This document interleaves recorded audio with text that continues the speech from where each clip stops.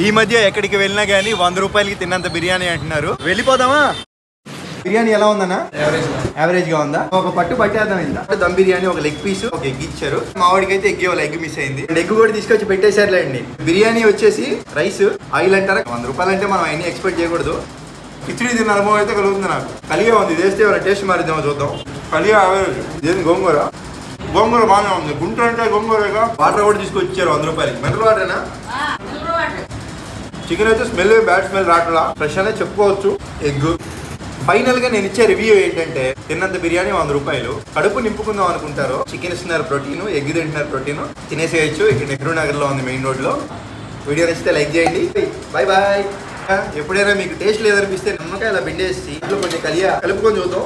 నిమ్మకాయ పిండితే టేస్ట్ చాలా బాగుందని చెప్పుకోవచ్చు. మీరు కూడా ట్రై చేయండి.